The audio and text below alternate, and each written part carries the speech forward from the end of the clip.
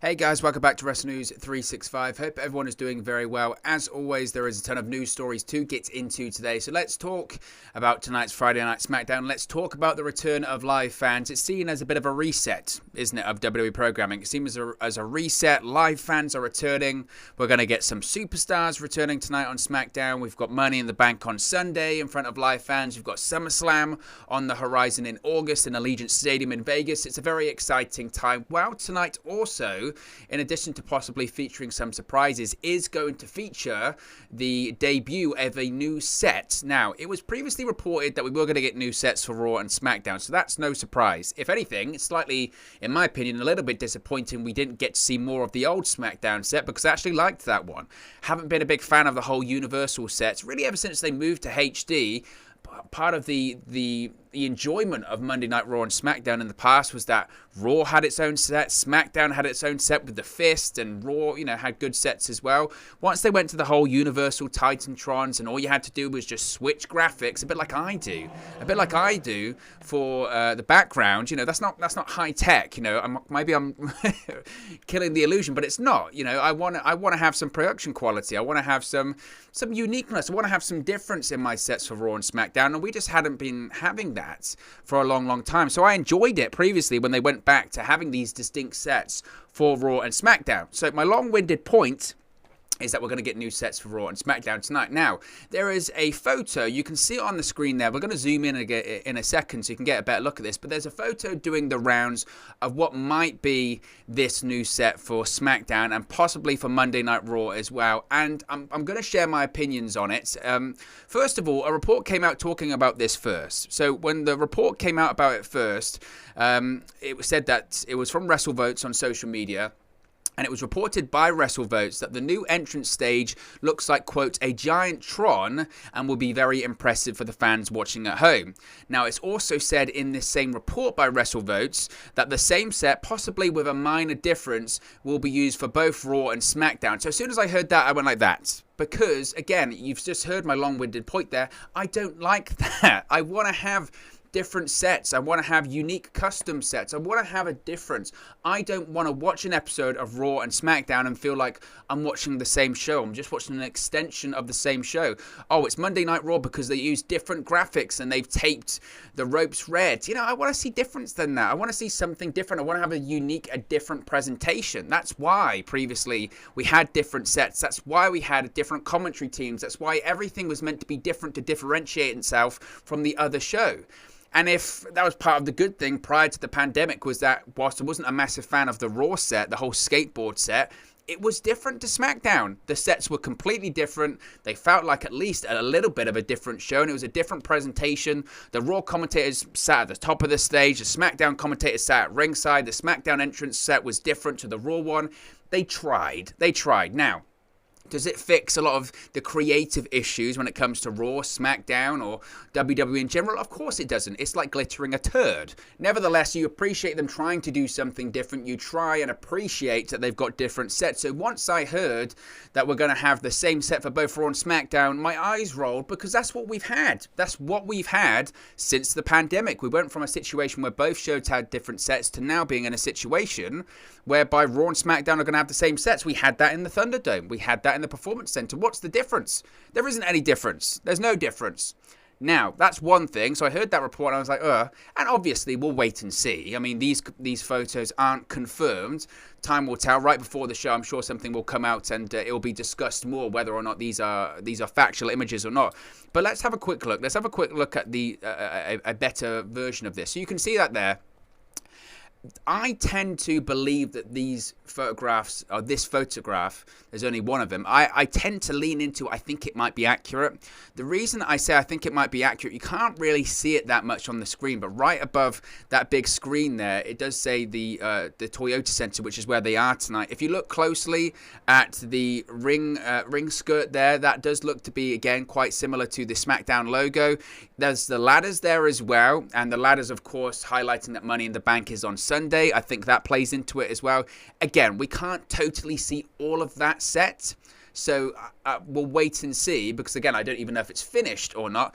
But from what I can see there, I don't know about that. I'll be totally honest. I'm not feeling that. that reminds me of the WrestleMania 35 set. And the WrestleMania 35 set was essentially just like that. It was just a giant video wall.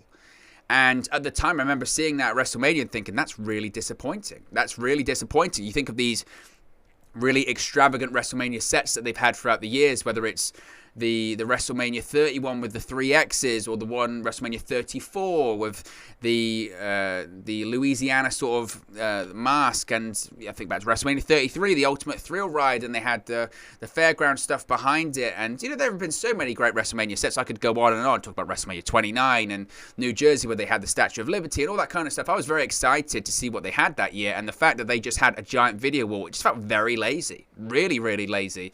And I look at that set, and again, it looks to me just like a giant video wall. That doesn't, I'm going to be honest, it doesn't really do much for me. It doesn't. Now, it's different. In the grand scheme of things, does it really, truly matter?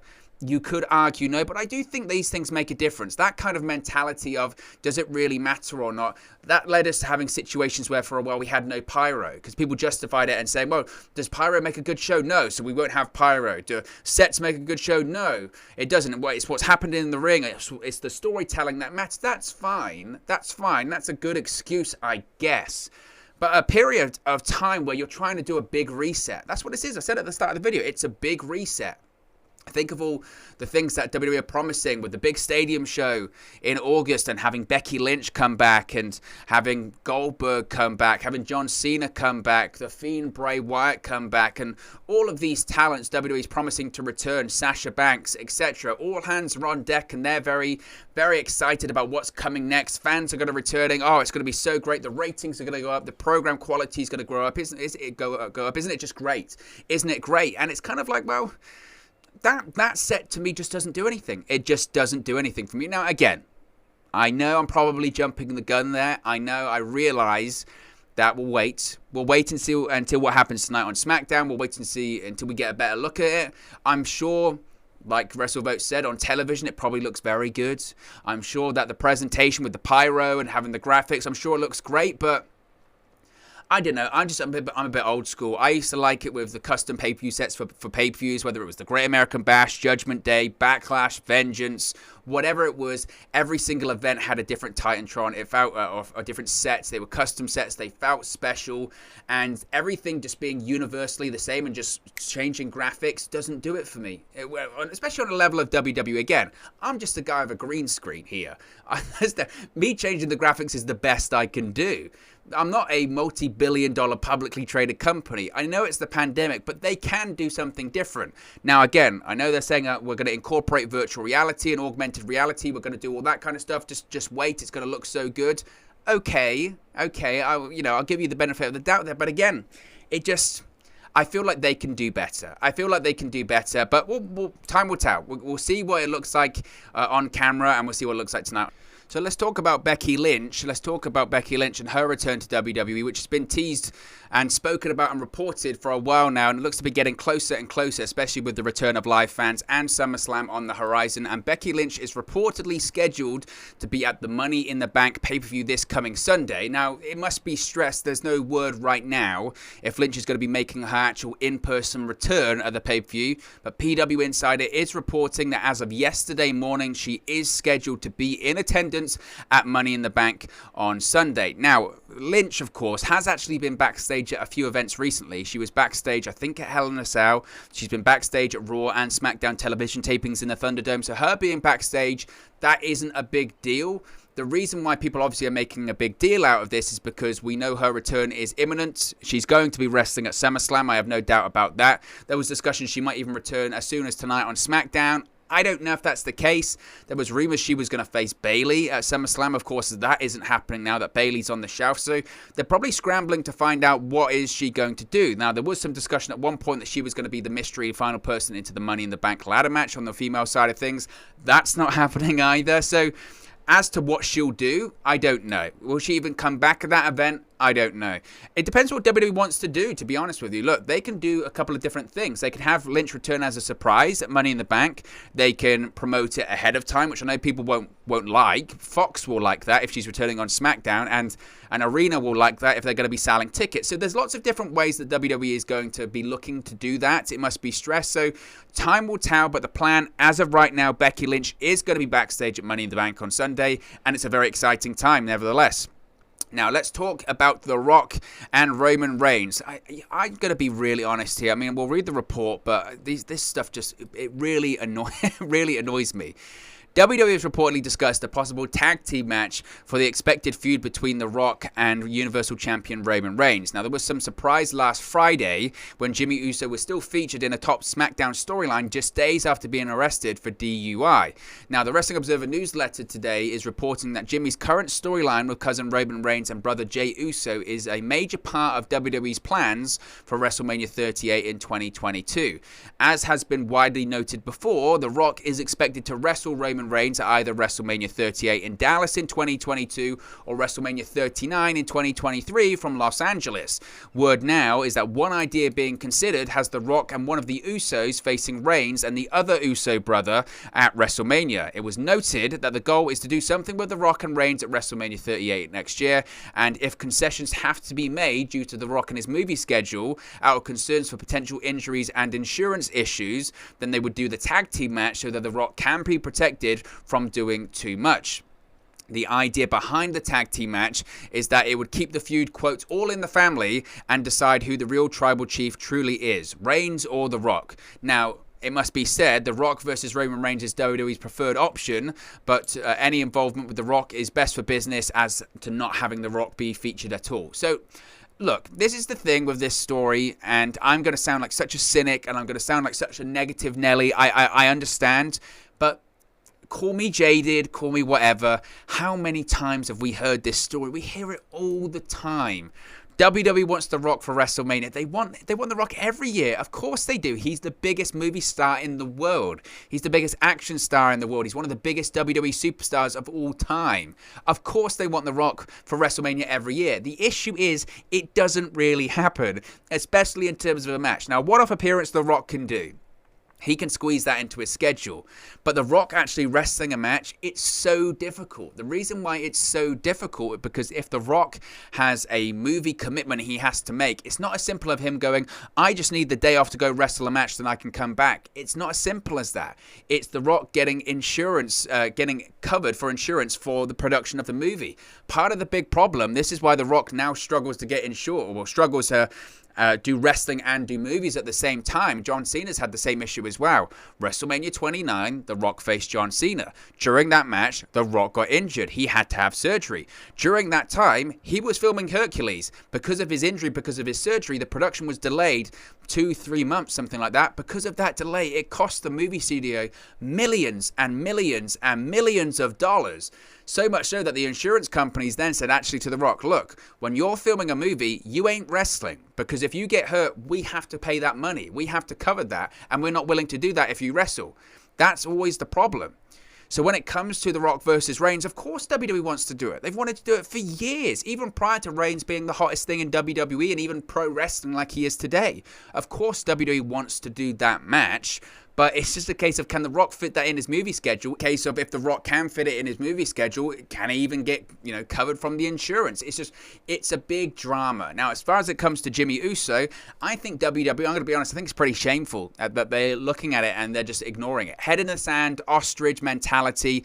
What DUI? It never happened. I understand that they're looking at it from a business point of view and they're saying, well, look, we want to do Reigns versus The Rock. We want to keep the Usos front and center. We want to have the Usos featured in. Well, tough shit, basically. I mean, sorry for swearing, but I don't care. I mean, how many times is Jimmy Uso going to do this that he's been caught for? By the way, that's the real scary thing here. How many times, right, he's been caught, 4 times? Okay, how many times hasn't he been caught? Because if he's been caught 4 times, he's not being caught every single time he's doing it. And that's what's dangerous.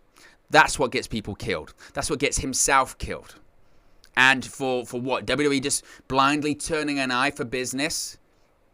So what happens in a couple months' time if he does it again and he hurts someone? Well, we wanted to have The Rock versus Reigns at WrestleMania. I tell you now, The Rock can't work in WrestleMania if Jimmy Uso gets really in trouble. I think it's ridiculous. I think it's ridiculous.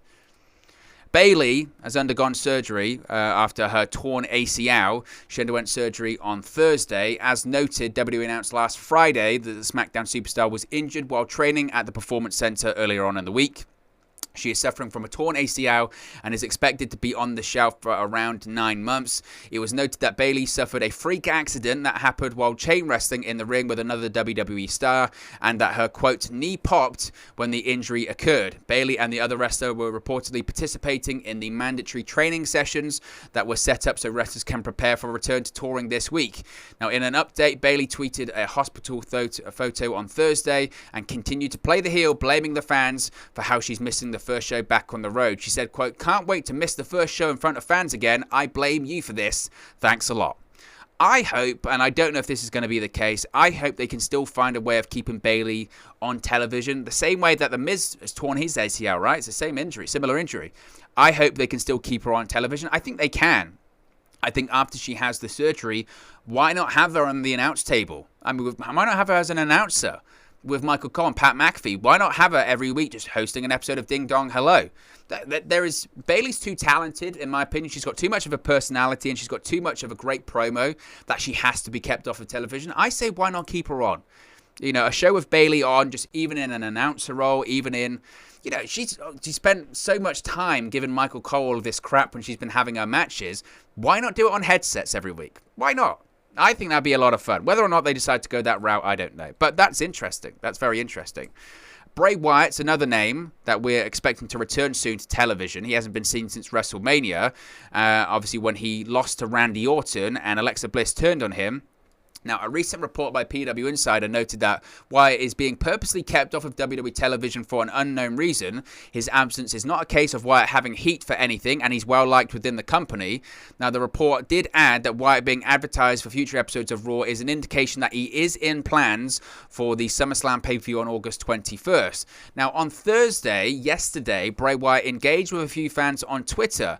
A tweet went to him, was aimed at him, atted him. I mean, I'm great with technology, guys, aren't I? Saying, we miss you, Bray, forever and always. You are our leader. Wyatt responded saying, quote, I miss you guys too, believe me. Now, another tweet said, turn back time to a dream show that was not realized due to circumstances out of our control. For the record, this is where the cult of Wyndham originated, my head, but the fan theories were fun to watch. Did such an incredible job. This was to be the logo. And he said, never say never. So he's interacting with fans on Twitter. I mean, he's going to be back soon. At this point, I'm not over the Fiend character. I like the Fiend character. I'm kind of over the whole Firefly Funhouse gimmick. I think that's been sort of driven into the ground, as WWE tends to do.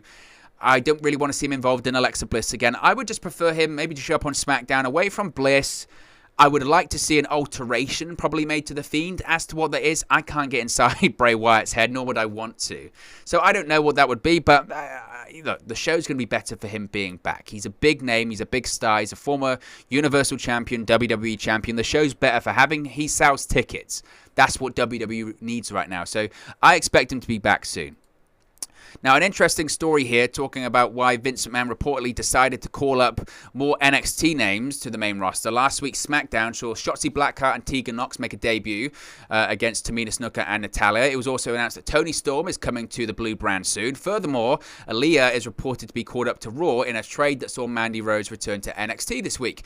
Now, in an update, the Wrestling Observer newsletter is reporting that when advances came in for WWE's upcoming tour dates, the first since the COVID-19 pandemic hit last March, Vince assessed the situation by saying there was no one new, fresh or exciting on the roster. That's when he reportedly went to NXT with the idea of freshening up the roster with new faces who will be pushed hard right out of the box. It was reported a few weeks back that officials were looking to replenish the main roster, which is why they were scouting NXT talent in the Performance Center. Now, other names such as Bronson Reed and Karrion Kross have also been rumored for call-ups, but Vince is doing it reportedly as a way of freshening things up. I love this story because I think it's... people look at it and go, well, the Observer newsletter reported it, and it's kind of like, well... yes, but also, I mean, if you've got eyes and ears, you could probably figure that one out. That, of course, they needed new names. They haven't had any new names for ages. And both shows feel as stale as 10-day-old bread, that's been left out in the sun to burn alive. I mean, it's of course they need new names. Of course they need new names. I think they just need a complete overhaul, but that's why. So that's why Vince decided to call some names up. Going back to Money in the Bank, we have confirmation on the final name in Money in the Bank. Is it Becky Lynch? Is it going to be Sasha Banks? Is it going to be all of these names? Who could it be? It's Tamina Snuka. Oh, not Sonya Deville. It's Tamina Snuka. She was announced yesterday as the final competitor in the Women's Money in the Bank ladder match. Who cares? I mean, honestly, who cares? The only thing I can say about that is, one, what a disappointment. But two, surely, can this be a red herring? Please, can this be a red herring? Can it actually be a situation where WWE goes, it is going to be Sonya Deville, but people guess that's going to happen, so we're going to say Tamina, and then at the last minute, Sonya Deville is going to go, no, I'm in it. And it's a swerve. For once, we're actually begging for a swerve. Otherwise, how disappointing is that? So that's going to sell the tickets. Tamina Snuka is in the Money in the Bank ladder match. What a load of rubbish. So, well, time will tell with that one. But what a disappointment. What a disappointment. Finally, it's been announced that Walter is dealing with an injury right now. The highly anticipated rematch between Ilya Dragunov and NXT UK champion Walter has been delayed. WWE announced last night that Walter is suffering from a severe injury to his left hand and has been deemed unfit to compete. It has been subsequently reported by Alex McCarthy that this is a legitimate injury. Apparently, Walter suffered it while training, and they are going to have the match soon at one point. Their first match was spectacular. I don't have an issue with them delaying it. If anything, I think Dragunov's the guy to defeat Walter and become the NXT UK champion, because who else? Who else could be, realistically, who else could be in that spot? Nobody. He's beaten everyone, justifiably so, but he's beaten everyone. So I don't have a problem waiting for the match a bit longer. How long's Walter's reign been? Like over 900 days or something ridiculous? I don't think a couple more weeks will be a massive issue. But look, guys, as always, this is just one man's opinion. What are your thoughts on all of these news stories we've spoken about today? Let me know your thoughts in the comment section below. I'll do my best to respond and reply to all of your comments. Really enjoy interacting with you guys, talking about WWE, AEW, Impact Wrestling, New Japan Pro Wrestling, all things pro wrestling here on the channel. So be sure to get involved in the community, drop a comment below. All opinions are welcome. If you have enjoyed this video, please do smash a like on the like button too. It really does help us out here on YouTube. Go up the rankings and get into people's recommendation feeds if they haven't seen our videos previously. But most importantly, if you haven't already, please do subscribe to WrestleNews 365. You can do that by clicking the bottom right hand corner of the screen right now. Or if you wait a few seconds, there'll be a subscribe button at the end of this video along with another video for you to watch. Thank you very much for watching, listening, streaming, or have you come across this video today. And I'll speak to you again very, very soon. Hey guys, thank you for watching, listening, streaming, or however you come across this video today. Be sure to click on the video on the right there to watch our next video, or click the bottom there to subscribe, or the bottom right hand corner. Thank you very much, and I'll speak to you again very soon.